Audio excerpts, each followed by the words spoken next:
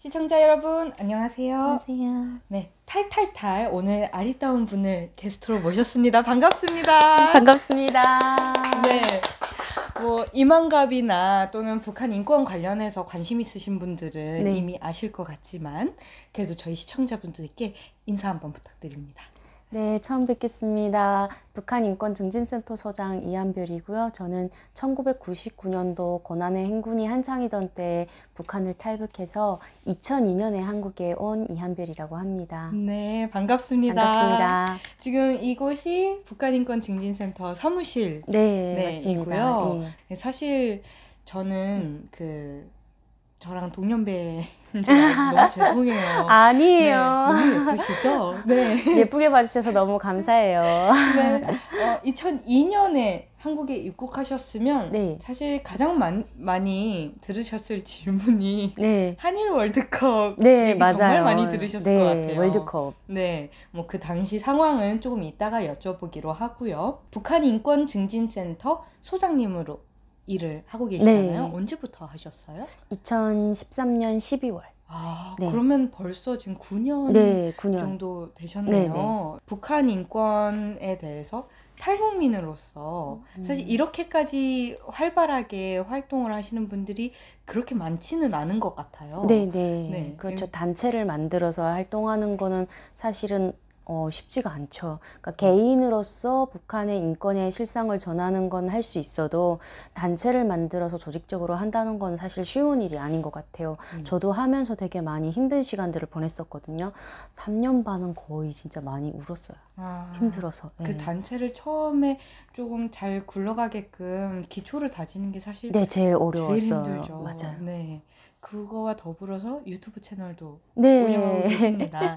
최근에 2년 전인가부터 뭐 탈북여성TV 이한별이라는 유튜브 채널을 운영하고 있습니다. 네, 채널에 보니까 또 이 북한인권증진센터 활동에 대해서도 영상을 많이 만들어서 올려주셨더라고요. 네, 맞아요. 네. 처음에는 북한인권증진센터 채널로 만들었어요. 근데 그때는 구독자가 150명이었거든요. 저희 후원하시는 분들이 보통 구독을 하시고 또 북한에 조금 관심이 있으신 아주 소수의 분들이 그때는 구독을 했었어요. 그러다가 저희 탈북민들 중에 또 유튜버들이 많이 나오더라고요. 네. 그러고 그거에 또 우리 대한민국 국민들이 되게 좋게 반응해 주는 거예요. 그래서 이런 게 정말 통일 인식을 개선하는 좋은 또 도구라는 생각이 들었어요. 그리고 또 코로나가 발생하면서 우리가 사람들을 찾아가기가 어려운 상황이 되면서 유튜브로 좀 더 해서 가까이 다가가는 게 필요하겠다고 생각해서 그래서 사실은 단체 이름으로 돼 있던 유튜브를 탈북여성TV 이한별로 해서 좀 더 대한민국 국민들에게 좀 더 가까이 가고 싶어서 그렇게 만들었죠. 북한인권증진센터의 활동이 궁금하신 분들은 들어가셔서 둘러보시고 구독까지 해주시면 좋을 것 같고요. 오늘은 이 북한인권증진센터에서 일하시게 되기까지의 그 살아온 삶이 그 전체가 하나의 계기가 되지 않겠어요? 네. 그래서 그런 이야기들 여쭤보려고 왔습니다. 네, 감사합니다. 네. 우선 고향이 어디신가요? 저는 고향이 흥남이에요. 흥남 철수 사건으로 널리 알려진 영화국제시장에서도 알려졌잖아요. 네. 그래서 그곳이 저의 고향이에요. 그래서 어렸을 때는 진짜 저희 앞산에 딱 올라가서 보면 흥남항이 쫙 보이거든요. 그걸 늘 바다를 보면서 자라왔어요. 그래서 지금도 바닷가에서 살고 싶은 마음이 되게 굴뚝 같아요. 그런데 서울 살고 계시는. 네, 맞아요. 네. 어린 시절은 본인은 어떤 어린이셨습니까? 어떤 학생이셨어요? 사고 많이 치는 학생이에요. 왜요? 어떤 사고를 치셨어요? 학생 때는 사고를 많이 안 쳤는데 그보다 더 어릴 때 장난이 좀 심해서 막 엄마가 너무 정신이 없었대요. 저 때문에. 네. 막 어린데 이제 저 위에 오빠가 있거든요. 그러니까 오빠 옷을 6년 차이 나는 오빠 옷을 제가 입고 오빠 가방 둘러매고 자꾸 학교 간다고 하면서 나가갖고는 큰 차 몇 톤 차 그 트럭 있잖아요. 그런 큰 차들이 있는데 갑자기 딱 뛰어들어서 못 간다 이렇게 하고 막 막고 그랬대요. 정말 위험한 거 그렇죠. 아니에요? 완전 네. 위험하죠. 죽을 뻔했어. 지금 생각해 보면 진짜 완전 아니, 끔찍하죠. 전혀 그럴 것 같지는 외모가 그렇지 않을 것 같은데 그런 남자 같은 짓을 되게 제가 많이 했어요. 어릴 때. 네네. 그리고 막 높은 담벼락에서 막 이렇게 엄청 높은 데서 어릴 때 막 딱 뛰어내리면서 친구들끼리 누가 가장 멀리 잘 뛰나 그런 경쟁 막 하고. 뭐 나무 오르고 이런 거는 일도 아니었겠네요. 예, 나무도 오르고 당연히 올랐죠. 아카시아 나무 그 위에도 막 올라가고 그래갖고 막 아카시아 꽃 따먹는다. 근데 아카시아 나무가 되게 위험하거든요. 가시도 있고 이렇게 튼튼하지가 않아요. 근데 그런데 막 올라가서 아카시아 꽃도 따먹고 저희 앞산에 그 뽕나무들이 엄청 많았어요 그때는. 그래서 그게 뽕도 채 익지도 않은 거 막 새파란 건데 약간 빨갛게 익을 때 막 따먹고 그 뽕나무밭 주인한테 진짜 미안할 정도로 친구들끼리 가서 그걸 진짜 많이 따먹고 어렸을 때는 진짜 장난이 심했죠. 방금 6년 차이에 오빠가 있다고 하셨는데 형제자매는 어떻게 되세요? 위에 오빠 한 분 계시고 그냥 이렇게 남매. 6살 차이면은 좀 그래도 나이 차이가 많죠. 동생 예뻐? 네, 엄청 예뻐했죠. 그러니까 제가 태어났을 때 우리 오빠가 제가 너무 예뻐서 내 발이 이렇게 조그마잖아요. 애기들은 그거 막 얼굴에다 이렇게 문댈 정도로 막 좋아하고 그랬는데 좀 더 나이 조금 먹으면서 막 오빠 책을 그렇죠. 오빠 책을 다 내가 볼펜으로 거기다 이자 그려놓고 막 사자도 그려놓고 막 오리도 그려놓고 막 엄청 낙서를 해갖고 오빠가 속상해갖고 나는 동생이 없었으면 좋겠다 이랬다는 거예요. 그 말 듣고 충격 먹었죠 제가. 우리 오빠가 날 되게 예뻐하는데 그런 말을 했다니 그러면서 결국 고난의 행군식이 너무 어려울 때 이제 저희 시골에 사는 친척 집에 이제 쌀 구하러 갔었어요. 왜냐면 배급을 안 주니까 너무 굶으니까. 고난의 시기가 딱 한 뭐 9살, 10살. 10살인데도 그때가 기억이 좀 생생하게 나시나요? 10살이 아니라 그때면 94년도니까 11살. 예, 11살, 12살 때였거든요. 그럼 기억이 생생하죠. 사춘기 때잖아요. 그러면 다 이제는 세계관이 다 형성됐을 나이니까 너무도 생생하고 진짜 내가 태어나서 보지 못했던 그런 끔찍한 광경들을 본 거죠. 어린 나이에. 그래서 일단 제일 먼저 저희 아버지가 쓰러졌었어요. 그러니까 고난의 그 행군 때 잘 드시지 못하는 데다가 그 김일성 사망했다고 거기에 며칠씩 나가서 이 사람들을 동원시켜서 추모 행사를 하는 거예요. 그러니까 그 땡볕에 김일성 사망이 7월 8일이었잖아요. 그러니까 7월 달 그 더운 무더운 여름철에 8월까지 계속 주구장창 그 추모 행사를 하니까 거기에 계속 남자들 동원돼서 서 있으니까 힘들었나 봐요. 거기서 저희 아버지가 탁 쓰러졌다는 거예요. 그 말 듣고 저는 너무 충격받았어요. 원래 운동선수셨던 분이셔서 체력도 좋고 되게 건강하세요. 근육도 있으시고. 그런데 그런 아버지가 그렇게 쓰러졌다니까 충격받았죠. 그러니까 일반 북한 사람들은 얼마나 쓰러져 있는 사람들이 많았겠어요. 그렇게 건장하신 분도 네, 그래서 남성들이 정도니까. 제일 먼저 죽는 사람들이 많이 생겨났어요. 가정도 피해를 좀 많이 입으셨겠네요. 저희 가족 같은 경우도 옛날에는 그래도 엄마가 미싱도 하고 그림도 그리고 뭐 그다음에 중국에 친척들이 있어서 방문도 하고 왔다 갔다 하면서 좀 저희는 그래도 다른 집보다는 잘 살았어요.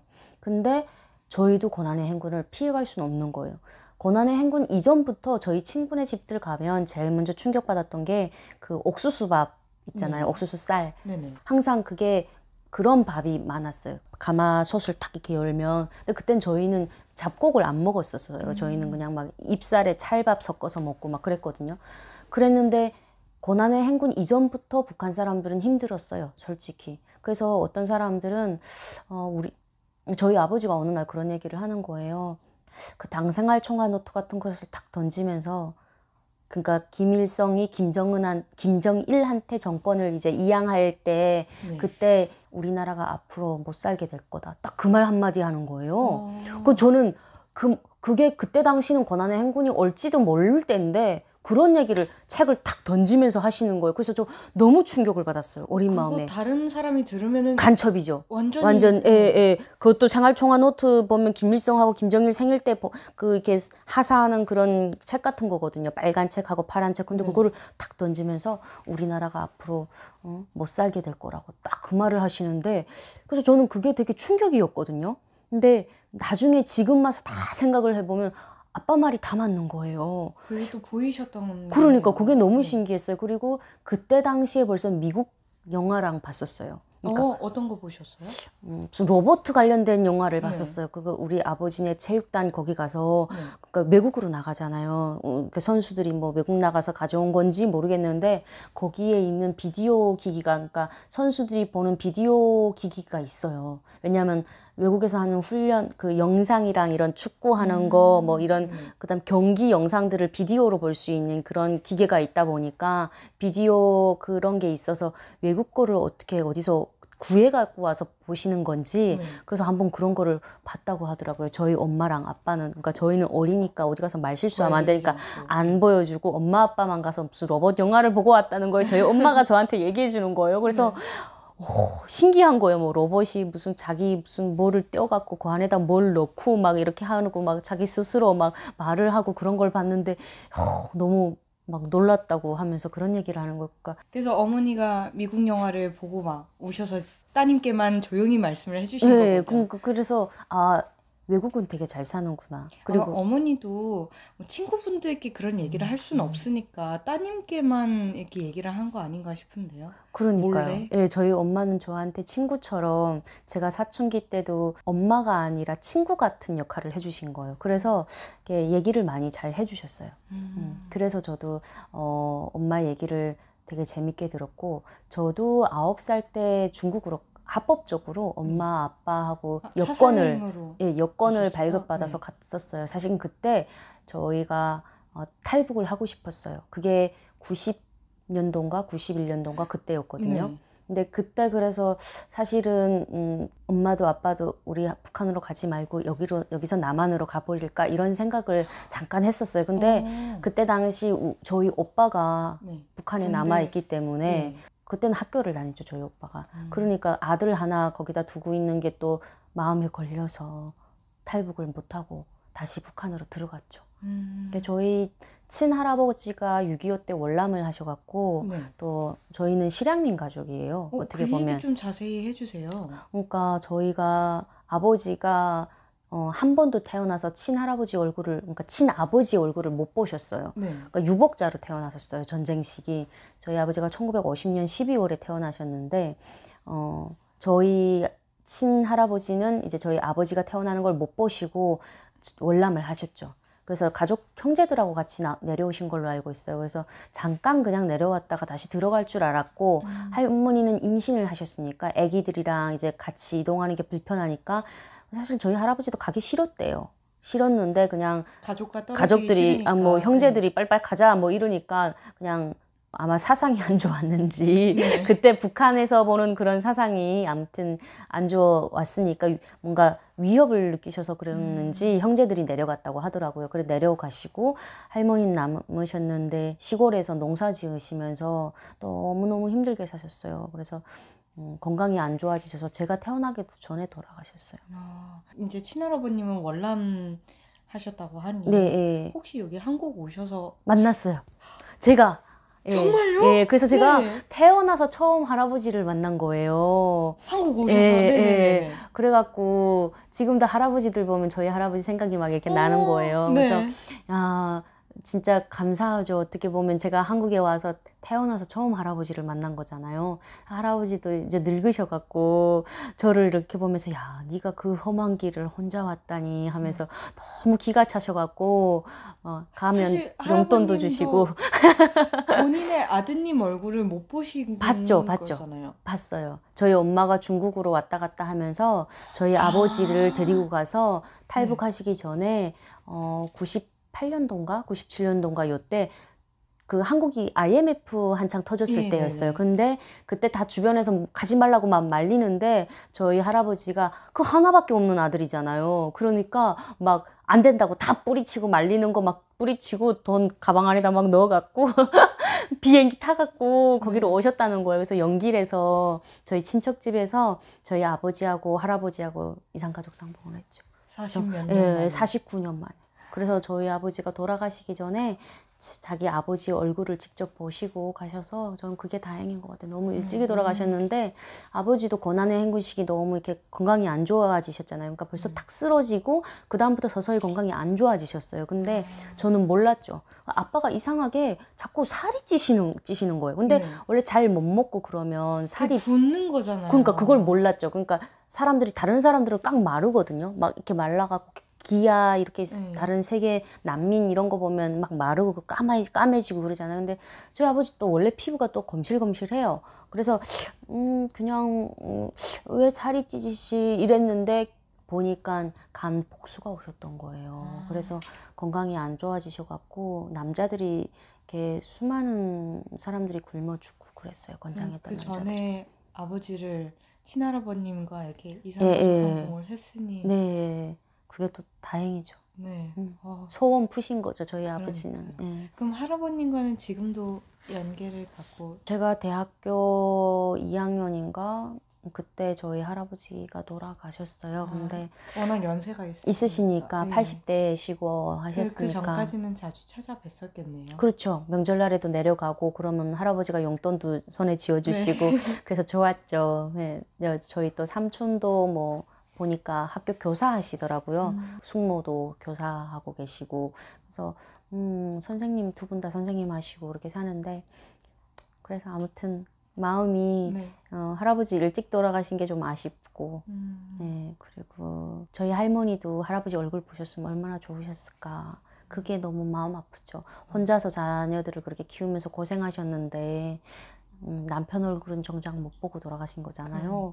그러니까 그게 참 이게 우리 분단의 현실 그리고 어떻게 보면 우리가 북한 인권 활동을 하면서 우리 탈북민들이 정말 대한민국에 35,000명 넘게 이제 오잖아요. 근데 이들이 다 사실은 이산가족이거든요. 맞아요. 그래서 옛날에 실향민들뿐만 아니라 지금 제2의 실향민들이 어떻게 보면 탈북민이들이고 이들도 계속 그 이산의 아픔을 겪어야 하고 이것이 어떻게 보면 우리 분단의 아픔이고 분단 비용이고 그래서 이게 빨리 다 없어지려면 통일이 빨리 돼야 되는데 그래서 북한 인권 활동을 더 열심히 해서 제3국에서 지금 떠도는 탈북자들이 정말 많이 있거든요. 그래서 특히 탈북 여성들의 인권 실태가 우리 베나TV에서도 제가 많이 나온 걸로 알고 있어요. 많은 탈북 여성들이 또 그것에 대해서 증언도 해줬지만 네, 맞아요. 정말 저희도 북한 인권 활동하면서 잘 느끼는 게 이 여성들이 제가 구출했던 여성 중에 한 명은 제가 밥을 차려줬어요. 그래서 밥 차려주고 이제 동남아에서 제가 셀터를 2019년도에 만들어서 거기서 이제 설립해서 제가 밥도 해주고 그랬는데 밥을 막 먹는데 이 여자가 말을 쫙 자기 인생 얘기를 다 하는 거예요. 그 얘기를 하는데 들어보니까 막 너무도 끔찍했더라고요. 그러니까 이게 팔려가는 게 한 번 팔려가는 게 아니라 여러 번 팔려가고 맞아요. 그리고 거기서 남자들이 또 이제 뭐 인신매매에 노출되는 거잖아요. 거기서 그렇게 만난 남자가 정상적이고 이렇게 다정한 남편감이기는 정말 어렵죠. 어렵거든요. 맞아요. 네, 정말 100명 중에 1명 저희도 네네. 탈탈탈 하면서 정말 많은 여성분들을 인터뷰를 했지만 또 탈북민의 비율이 여성이 훨씬 많기도 하고요. 네, 그렇죠. 그러면 대부분이 정말 방송으로 얘기할 수 없는 그런 네, 아픔들이 맞아요. 너무 많더라고요. 자세한 저 여쭤보고 싶은 게 너무 많은데 네. 다시 이한별님 이야기로 좀 돌아가 보겠습니다. 네. 고난의 행군이 시작되고 난 다음에 학창 시절이 시작되었어요. 그러니까 그렇죠. 예. 시작되기 전부터 학창 시설은 그쵸. 있었죠. 근데 초등학교. 고등중학교 예, 시절이 그때. 이제 완전히 가장 북한이 뭐 힘들 때 그때 이제 다니셨고 그때가 사실 오빠분이 군대에 가 있을 때가 네, 아닌가요? 맞아요. 그렇죠. 두 분 다 너무너무 고생을 많이 하셨을 것 같은데. 네. 정말 고난의 행군 시기 저희 가정도 너무 먹고 사는 게 힘드니까 일주일 넘게 굶은 적도 있었어요. 우리가 그러니까 입살에 찰밥 섞어서 먹던 찹쌀 섞어서 밥 네. 먹던 사람들이 고난의 행군이 오니까 아빠 직업이 이제 거기서 배급을 못 받는 거예요. 갑자기 그러니까 딱 끊겨버렸다고 예, 그렇죠. 그래서 엄마가 어쩔 수 없이 중국에 있는 친척들 도움 받으려고 탈북을 하게 됐고 저도 엄마하고 함께 한번 같이 탈북을 또 했었어요. 왜냐하면 제가 9살 때 중국어를 가봤었으니까 어떻게 사는지 아니까 한 번 더 가보고 싶은 거예요. 엄마가 가는 길을. 근데 진짜 언제 총에 맞아 죽을지 모르고 언제 강물 저희는 두만강으로 많이 다녔거든요. 그러다 보니까 두만강 그 물살이 센 대로 언제 빠져 죽을지도 모르고 그런 위험한 길을 엄마가 계속 가족들을 먹여 살리려고 그 여성의 그 연약한 몸으로 계속 다니시는 거예요. 그걸 보면서 부모 엄마에 대한 그 존경심, 우리를 위해서 이렇게 헌신하고 수고하는 그거를 더 많이 알게 됐죠. 고맙고. 그래서 엄마 말 잘 들어야 되겠다. 그것도 너무 많이 느끼게 됐고 그렇게 하면서 제가 철이 좀 그때 조금 들었어요. 그때 당시에. 근데 저희도 먹고 살기 힘드니까 친척 집에 가서 쌀 구하러 갔었거든요. 근데 저희 오빠가 그때 시골길을 막 걸어가는데 몇 시간을 걸어가야 돼. 밤에 내려갔고 새벽 시간까지 걸른 거예요. 12시에 내렸는데 한 3, 4시인가? 그때 도착했으니까 몇 시간을 걸었잖아요. 근데 그 시골길이 되게 비포장도로고 막 울퉁불퉁하고 북한은 다 그래요. 그러다 보니까 거기 넘어질까봐 또 동생이 힘들까봐 저 12살 이렇게 나이 먹은 저를 그냥 오빠가 업고 걸어간 거예요. 고생시키지 않으려고. 그 생각을 하니까 늘 그게 오빠한테 고맙고 정말 가족을 위해서라면 자기를 희생하는 오빠고 너무 다정한 좋은 사랑이 많은 오빠인데 2009년도에 제가 너무 저희 도움을 받으려고 사실은 전화를 했는데 계속 우리가 한국에 와보니까 우리가 사는 이 한국 땅이 너무 자유롭고 좋은 세상인데 우리 오빠도 여기로 오면 얼마나 좋을까 그 생각하니까 돈만 줘서 보내봤자 또 어려울 건데 또 북한 사회라는 건 그 사회 구조적인 문제가 있잖아요. 그렇죠. 그 사회가 되는 되는 게 게 아니에요. 사회가 우리가 만약에 뭐 장사를 해서 돈을 벌면 그래서 장사가 더 뭐 커지고 그래서 무슨 개인 사업이 되고 이래야 되는데 북한의 사회주의라는 제도 자체는 개인의 어떤 그 사적 재산을 소유를 인정을 안 하잖아요. 그러다 보니까 계속 악순환이 되는 거죠. 그 장마당 수준에서 계속 그냥 머물고 그나마도 그런 것들이 뭐 또 화폐 개혁하면서 망한 사람들도 있고 여러 가지 계속 악순환이 돼요. 사회 구조가. 그러다 보니까 한국 오셔서도 오빠분과 연계를 좀 2009년까지 그렇죠. 그러니까 자주는 하지 않았어요. 그냥 어쩌다가 그냥 힘들 때 와서 이렇게 돈 좀 보내달라고 한 거죠. 그래서 우리도 안 되겠다. 오빠를 좀 이렇게 여기로 와서 살게 하면 좋겠다 해서 오빠한테는 속이고 저는 오빠는 탈북을 절대 안 해요. 모범생이고 그냥 이렇게 어려운 데 그냥 거기서 살려고 하는 거예요. 좋아서 그러진 않겠죠.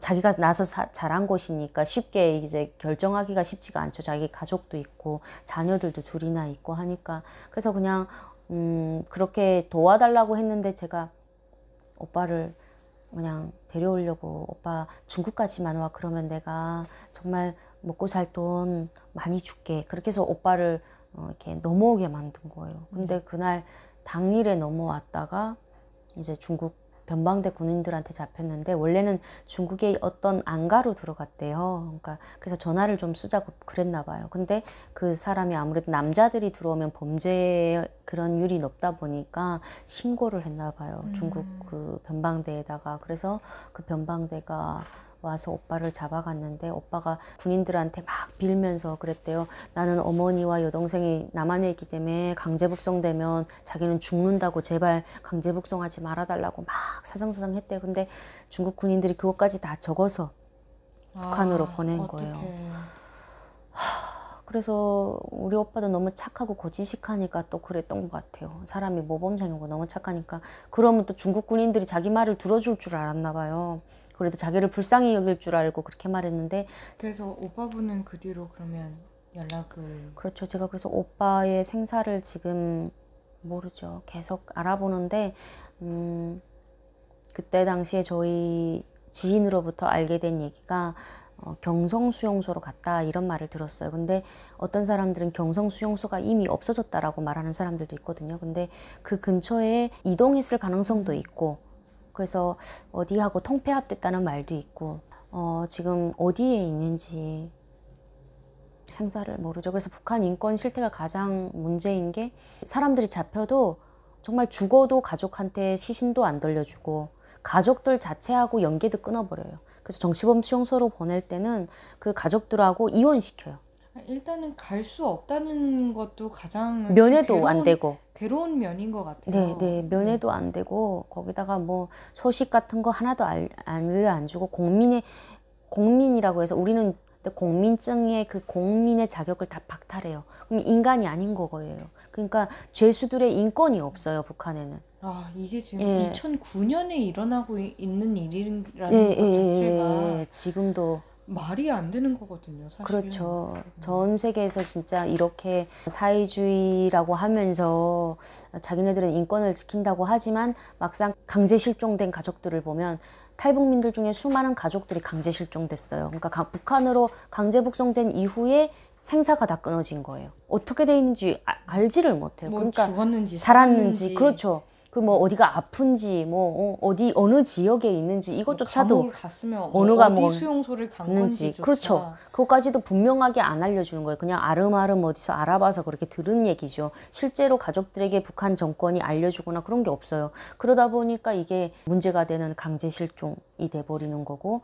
이런 일들 때문에 더더욱 지금 현재 활동을 더 열심히 그렇죠. 하시게 될 것 같아요. 네, 그래서 제가 저 같아도. 오빠 일 때문에 엄마도 2번 정도 강제 북송됐었어요. 아, 2차례. 근데 네. 12여 곳의 감옥을 경험했더라고요. 뭐 집결소, 보위부구르장, 교화소, 노동단련대 뭐 이런 데를 다 경험한 거예요. 그래서 혹시 어머니는 지금 한국에 오셨어요.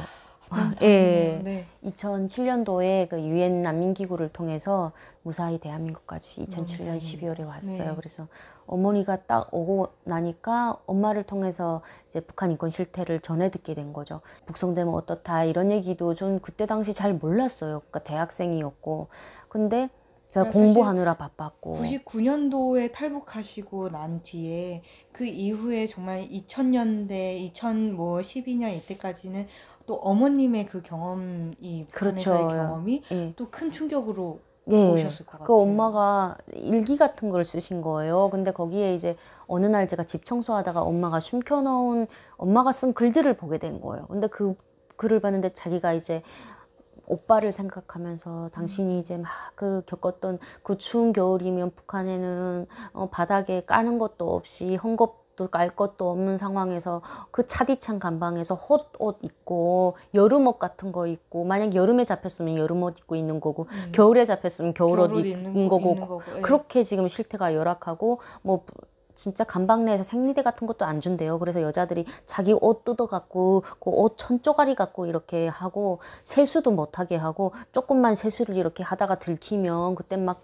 때리고 그런대요. 그러니까 그런 끔찍한 일들을 겪었던 그런 것들을 막 쓰고 아들 생각하면서 너가 얼마나 고생하겠니 하면서 막 시도 쓰고 막 엄마가 쓴 글들을 보니까 막 장난이 아닌 거예요. 그래서 막 그 편지 보면 글들 보면서 제가 울면서 아 이렇게 북한의 인권 실태가 이렇게 처참하구나. 그리고 엄마가 이제 척추가 너무 그 노동을 하시면서 힘들어갖고 디스크 3번하고 5번이 안 좋으신 데다가 네. 맞아갖고 엄마가 귀 한쪽 그 고막이 터지신 거예요. 그래서 귀를 한쪽을 잘 못 들으시더라고요. 그러니까 어머님 그래서, 본인의 예. 삶도 너무 기구하신 게 네. 고난행군 때 남편분 먼저 사별하시고 그렇죠.